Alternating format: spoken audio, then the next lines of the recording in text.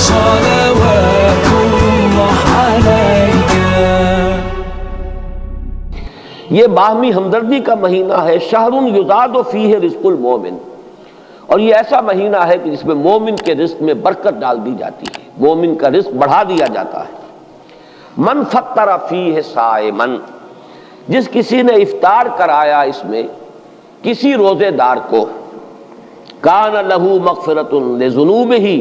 وعتق رقبتہ من النار،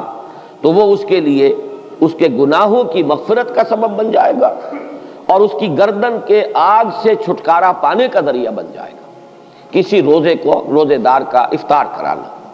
اب اس میں جو تفصیل آگے بھی آ رہی ہے اور اس وقت بھی جو بات ہو رہی ہے اس کو سمجھ لیجئے۔ ہمارے ہاں اس دور میں عام طور پر رزق کی فراوانی ہے، وہ جو فاقہ اور فقر کی جو کیفیات پچھلے زمانوں کے اندر سننے میں آتی، عام طور پر وہ اب دنیا میں موجود نہیں ہے۔ لیکن یہ کہ اس دور کا تصور کیجئے کہ وہاں ایسا بھی ہوتا تھا کہ کسی کے پاس کھانے کو کچھ بھی نہیں ہے، خود اپنے لیے بھی کچھ نہیں ہے، ہو سکتا ہے کہ وہ صرف کہیں سے کوئی تھوڑی سی دودھ کی لسی بنا کر بیٹھا ہو روزہ افطار کرنے کے لیے اور اس کے پاس خود کچھ نہ ہو۔ اس حالت میں کوئی اور شخص جس کے پاس یہ بھی نہ ہو، اگر اس کے پاس آتا ہے تو وہ اپنے اس تھوڑی سی لسی میں سے اگر اپنے کسی اور بھائی کو بھی کچھ پلا دیتا ہے 2 گھونٹ، تو اس کا جو اجر و ثواب اس وقت اس پس منظر میں ہے اس کو ذہن میں رکھیے۔ باقی ہمارے ہاں جو بھی اس وقت ریل پیل ہے، اس ریل پیل میں اگر آپ یعنی روزہ افطار کرنے کی محفلیں روزانہ بھی منعقد کر لیں اور افطاریاں کرائیں اور بہت اعلیٰ افطاریاں کرائیں تو اس کو اس حساب میں شمار نہ کیجیے۔ بہرحال وہ اپنی جگہ پر ہے، اس کو انسان احباب کے ساتھ محبت کے اضافے ہی کے لیے کرتا ہے، اور وہ محبت خالص اللہ کے لیے، اللہ کے دین کے لیے، اس کا اپنی جگہ پر اجر و ثواب ہوگا۔ لیکن یہ جو اجر و ثواب یہاں بیان ہو رہا ہے اور جس درجے کا اجر و ثواب بیان ہو رہا ہے اس کے لیے اس قسم کے پس منظر کو سامنے رکھنا ضروری ہے، ورنہ یہ بہت مبالغہ سا معلوم ہوتا ہے کہ اتنی سی بات کے اوپر اتنا بڑا اجر و ثواب۔ لیکن اس کو اگر اپنے اوپر انسان طاری کرے، جیسا کہ آتا ہے بہت سے صحابہ کے بارے میں، انہیں تو فاقے ہوتے تھے اور کئی وقت کے فاقے، اصحاب صفہ خاص طور پر، کہیں سے کچھ آگے آئے تو کھا لیا ہے، نہیں آیا ہے تو کئی وقت کے فاقے ہو رہے ہیں۔ حضرت ابو ہریرہ فرماتے ہیں رضی اللہ تعالی عنہ، کیونکہ وہ بھی اصحاب صفہ میں شامل تھے، کہ ایسا بھی ہوتا تھا کہ کئی وقت کے مسلسل فاقے کی وجہ سے غشی طاری ہو جاتی تھی، لیکن لوگ یہ سمجھتے تھے کہ شاید انہیں مرگی کا دورہ پڑا ہے، لہذا وہ گردن پر پاؤں رکھ کے اور دباتے تھے۔ یہ کیفیت بھی وہاں پر ہوتی تھی، چونکہ اللہ تعالیٰ نے جو نظام محمد الرسول اللہ صلی اللہ علیہ وسلم کو دیا اس میں وہ جبری مساوات نہیں تھی، والنٹری تھا جو معاملہ تھا۔ جو زکوٰۃ ہے وہ فرض ہے، لیکن یہ کہ باقی صدقہ خیرات اپنے رزق میں دوسروں کو شامل کرنا یہ لوگوں کے اپنے جذبے پر چھوڑ دیا گیا تھا۔ لہذا وہاں انصار کے ہاں عام طور پر یہ نہیں تھا کہ اسی قسم کے حالات پورے مدینے میں تھے۔ وہ واقعہ بھی آتا ہے کہ خود حضور صلی اللہ علیہ وسلم کو کئی وقت کا فاقہ تھا، لیکن ظاہر بات ہے کہ حضور کسی کے سامنے دست سوال دراز کرنے والے تو نہیں تھے۔ اتنے میں حضرت ابو بکر آ جاتے ہیں، ان کی کیفیت بھی وہی ہے، حضور نے دیکھ لیا، چہرے سے مشرے سے اندازہ ہو جاتا ہے کہ فاقہ ہے۔ حضرت عمر آئے، ان کا حال بھی یہی ہے۔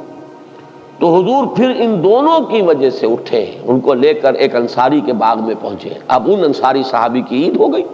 کہ حضور تشریف لائے، وہ دوڑے فوراً باغ میں سے کچھ انگوروں کے خوشے کچھ اور چیزیں لا کے فوراً رکھی، اور پھر چھری ہاتھ میں لے کر دوڑے لپکے کہ کسی جانور کو ذبح کریں اور پھر یہ کہ ضیافت کا اہتمام کریں۔ تو حضور نے فرمایا دیکھنا کہ کسی دودھ دینے والے جانور کو ذبح نہ کرنا،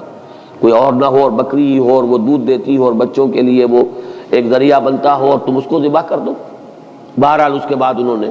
جیسا کہ آپ کو معلوم ہے کہ وہاں گوشت اس طرح تیار نہیں ہوتا تھا، وہ تو بس یہ کہ اس کو گوشت کو تیار کیا اور سیکا آگ کے اوپر اور گوشت تیار ہے کھانے کے لیے۔ تو وہ حضور نے بھی تناول فرمایا، حضرت ابو بکر نے، حضرت عمر نے، اور پھر حضور نے فرمایا روٹی کا تھوڑا سا ٹکڑا لے کر اس پر چند بوٹیاں رکھ کر کہ یہ عائشہ کو بھی دے آؤ، اسے بھی کئی وقت کا فاقہ ہے رضی اللہ تعالیٰ۔ ان حالات کو دیکھیے کہ اس میں یہ کیفیت ہے کہ ایک آدمی جبر کر رہا ہے، اس نے فرض کیجئے کہ اس سحری کے وقت بھی اسے کچھ نہیں ملا ہے، روزہ ایسے ہی رکھ لیا ہے، اب روزے کے افطار کے وقت اسے کوئی شے جو ہے میسر آ گئی ہے، اس کو لے کر وہ بیٹھا ہے کہ دیکھتا ہے کہ کوئی اور ساتھی، کوئی اور دوست، کوئی اور مسلمان بھائی ایسا بھی ہے کہ جس کو یہ بھی میسر نہیں۔ اب اس میں سے وہ چند گھونٹوں میں سے چند گھونٹے پلا دینا، اگر ایک گلاس کسی کے پاس ہے تو اس میں سے 2 گھونٹ پلا دینا، واقعتاً اس کا اجر و ثواب جو ہے وہ وہی ہوگا جو حضور صلی اللہ علیہ وسلم بیان فرما رہے ہیں۔ تو فرمایا من فطر فیہ صائما کان لہ مغفرۃ لذنوبہ وعتق رقبتہ من النار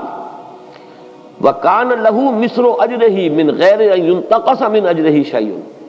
اور اس افطار کرانے والے کو بھی روزہ رکھنے والے کے برابر ثواب ملے گا، بغیر اس کے کہ اس روزہ رکھنے والے کے ثواب میں کوئی کمی ہو۔ اس کا اپنی جگہ پر اجر و ثواب رہے گا، لیکن جس نے افطار کرایا ہے اس کو اس کے برابر اجر مل جائے گا۔ قلنا یا رسول اللہ، ابھی حضرت سلمان فارسی فرما رہے ہیں کہ ہم نے عرض کیا ہے اللہ کے رسول صلی اللہ علیہ وسلم، لیس کلنا یجد ما یفطر بہ الصائم،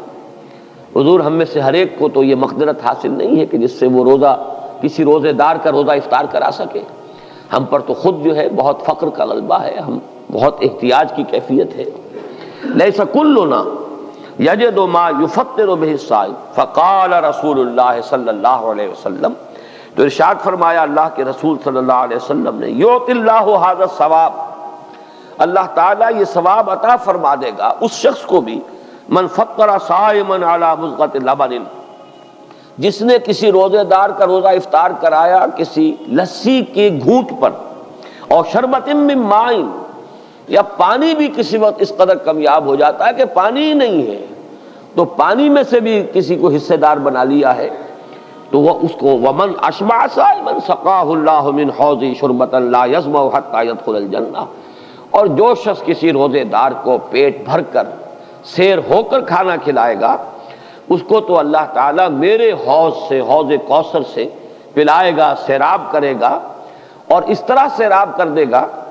کہ پھر جب تک وہ جنت میں داخل نہیں ہو جائے گا اسے پیاس کا احساس نہیں ہوگا،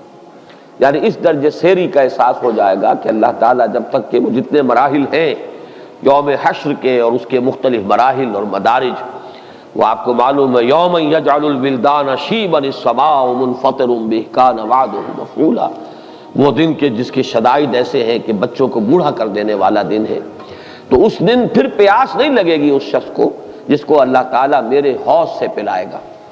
تو فرمایا کہ جو کسی صائم کو پیٹ بھر کر کھانا کھلائے گا روزے دار کو،